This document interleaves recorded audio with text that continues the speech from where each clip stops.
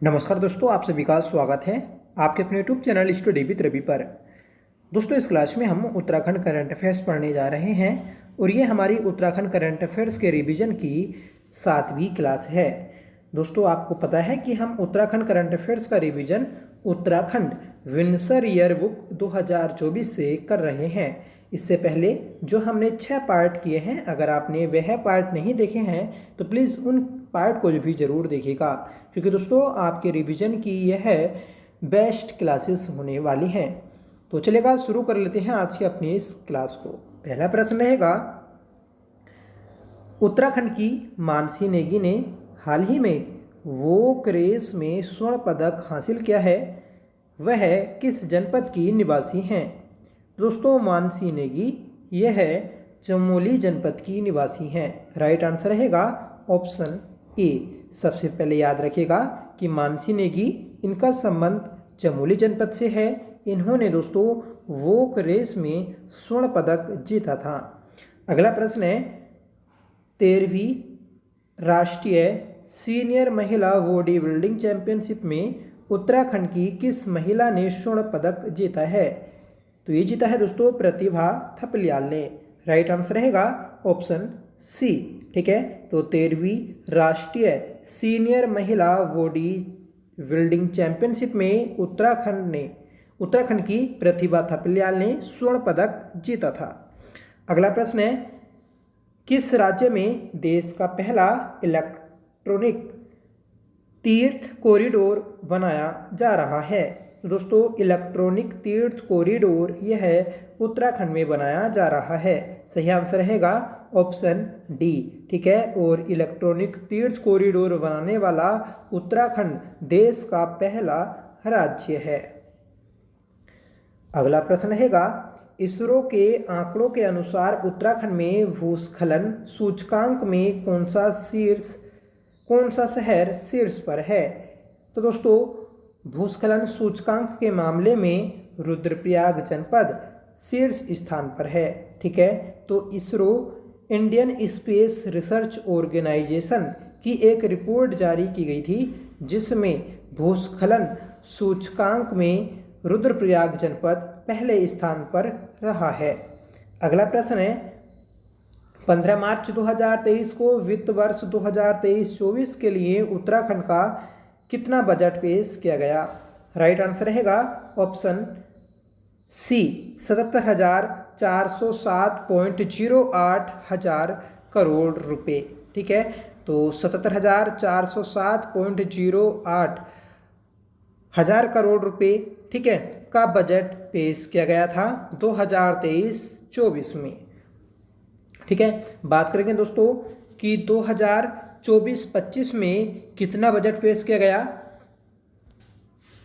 ये था दोस्तों 89,220.07 करोड़। ठीक है, तो 89,220.07 करोड़ रुपए का बजट इस वर्ष 2024 में पेश किया गया है। ठीक है, अगला प्रश्न हैगा हमारा, उत्तराखंड बजट 2023-24 में पिछले वर्ष की अपेक्षा कितने प्रतिशत की वृद्धि हुई? ठीक है, तो पिछले वर्ष की अपेक्षा दोस्तों 2023-24 में जो वृद्धि हुई तो वह है 18%। सही आंसर रहेगा ऑप्शन सी। ठीक है, और इस वर्ष की बात करेंगे कि 2024-25 के लिए जो बजट पेश किया गया तो इसमें पिछले वर्ष की तुलना में कितने प्रतिशत की वृद्धि हुई? तो यह है दोस्तों 15.27% की वृद्धि हुई है। ठीक है, तो ये भी आप याद रखिएगा। अगला प्रश्न है हमारा, मार्च 2023 में उत्तराखंड के कितने खिलाड़ियों को देवभूमि उत्तराखंड खेल रत्न पुरस्कार दिया गया? तो ये दिया गया दोस्तों 2 व्यक्तियों को। सही आंसर रहेगा ऑप्शन वी। ठीक है, तो आपको याद रखना है कि मार्च 2023 में उत्तराखंड के 2 खिलाड़ियों को देवभूमि उत्तराखंड खेल रत्न पुरस्कार दिया गया, और ये 2 खिलाड़ी हैं लक्ष्य सेन और चंदन सिंह। ठीक है, तो लक्ष्य सेन और चंदन सिंह को दोस्तों देवभूमि उत्तराखंड खेल रत्न पुरस्कार दिया गया था। अगला प्रश्न रहेगा, मार्च 2023 में किस राज्य ने नई पर्यटन नीति 2023 को मंजूरी दी है? तो ये दी है दोस्तों उत्तराखंड ने। सही आंसर रहेगा ऑप्शन सी। ठीक है, तो मार्च 2023 में उत्तराखंड की नई पर्यटन नीति जारी की गई। अगला प्रश्न है, हाल ही में किस राज्य ने सौर ऊर्जा नीति 2023 को मंजूरी दी है? तो यह भी दोस्तों उत्तराखंड ने दी है। सही आंसर रहेगा ऑप्शन डी। ठीक है, तो सौर ऊर्जा नीति 2023 वर्तमान में चालू है। अगला प्रश्न है, 28 से 30 मार्च 2023 के बीच राज्य की पहली G20 बैठक कहाँ हुई? तो यह दोस्तों रामनगर में हुई थी। सही आंसर रहेगा ऑप्शन ए। ठीक है, अगला प्रश्न है, हाल ही में लिखी गई नई पुस्तक Vipin the man behind the uniform के लेखक कौन हैं?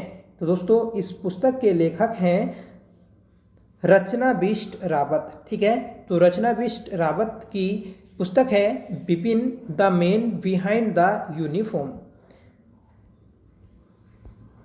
अगला प्रश्न है, हाल ही में प्रथम अंतर्राष्ट्रीय पशु चिकित्सा और आयुर्वेद संगोष्ठी कहाँ आयोजित की गई? इंपॉर्टेंट प्रश्न है यह दोस्तों हरिद्वार में आयोजित की गई। सही आंसर रहेगा ऑप्शन डी। ठीक है, तो प्रथम अंतर्राष्ट्रीय पशु चिकित्सा और आयुर्वेद संगोष्ठी हरिद्वार में आयोजित की गई। अगला प्रश्न है, वर्ष 2020 से 22 के लिए किस एकमात्र खिलाड़ी को लाइफ टाइम अचीवमेंट पुरस्कार से सम्मानित किया गया? तो ये किया गया दोस्तों सुरेश पांडे को। राइट आंसर रहेगा ऑप्शन सी। नेक्स्ट क्वेश्चन है, रेशम कीट बीमा योजना शुरू करने वाला भारत का पहला राज्य कौन है? तो फ्रेंड्स रेशम कीट बीमा योजना शुरू करने वाला भारत का पहला राज्य है उत्तराखंड। राइट आंसर रहेगा ऑप्शन ए। अगला प्रश्न है, पर्वतीय विकास शोध संस्थान द्वारा उत्तराखंड के किस पर्यावरणविद को अप्रैल 2023 में जामवंत सम्मान दिया गया? तो फ्रेंड्स पर्वतीय विकास शोध संस्थान के द्वारा किशन सिंह मलड़ा को जामवंत सम्मान प्रदान किया गया। तो राइट आंसर रहेगा ऑप्शन सी। 60वां प्रश्न है, राष्ट्रीय डेयरी अनुसंधान संस्थान द्वारा राज्य की पहली गिर नस्ल की क्लोन मादा बछड़ा का जन्म हुआ है, इसका नाम क्या रखा गया?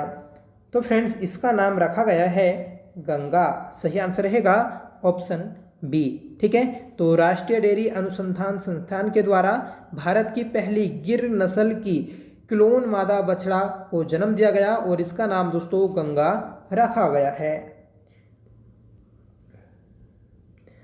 अगला प्रश्न है, दुनिया की सबसे छोटी तितली ग्रास ज्वेल उत्तराखंड के किस जनपद में मिली है? तो फ्रेंड्स दुनिया की सबसे छोटी तितली ग्रास ज्वेल यह पिथौरागढ़ में मिली है। सही आंसर रहेगा ऑप्शन वी। 62वां प्रश्न है, food safety and standard authority of India की ओर से जारी चौथे स्टेट फूड सेफ्टी इंडेक्स 2021-22 के अनुसार सुरक्षित खान पान के मामले में उत्तराखंड कौन से स्थान पर है? तो फ्रेंड्स उत्तराखंड 7वें स्थान पर है। सही आंसर रहेगा ऑप्शन बी। ठीक है, तो याद रखिएगा कि फसाई के द्वारा ठीक है चौथा स्टेट फूड सेफ्टी इंडेक्स 2021-22 में जारी किया गया, जिसमें उत्तराखंड का 7वां स्थान रहा है। अगला प्रश्न है, पहाड़ी उत्पादों को बढ़ावा देने हेतु देश का पहला PMFME ठीक है स्टोर कौन से राज्य में खोला गया?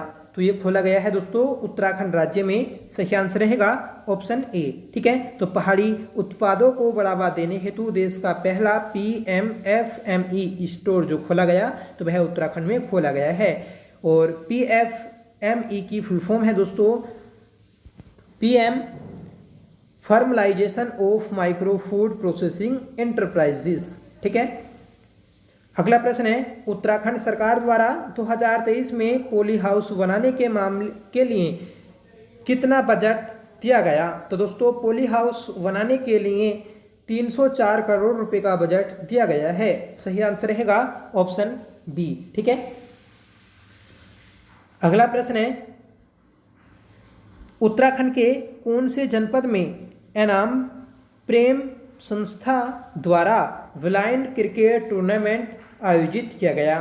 तो दोस्तों ये क्रिकेट टूर्नामेंट जो आयोजित किया गया, इसका आंसर आपको कमेंट करके बताना है कि इसका सही आंसर क्या रहेगा। पहले दोस्तों हमने ये क्वेश्चन किया है, ठीक है, तो इसका आंसर आपको कमेंट करके बताना है, चाहे आप कहीं से भी खोज कर दे सकते हैं। ठीक है, तो आज की क्लास में बस इतना ही। ठीक है, अगर आपको ये क्लास पसंद आई हो तो प्लीज़ इस क्लास को लाइक करिएगा, दोस्तों में शेयर करिएगा। आप हमारे चैनल पर पहली बार विजिट कर रहे हैं तो प्लीज़ चैनल को सब्सक्राइब जरूर कर लीजिएगा। ठीक है, पूरी विंसर ईयर बुक का रिवीजन करने के लिए हमारी इस सीरीज से जरूर जुड़ें दोस्तों। ठीक है, तो चलिएगा मिलते हैं नेक्स्ट क्लास के साथ, तब तक के लिए bye. Thank you so much for watching. Jai Hind.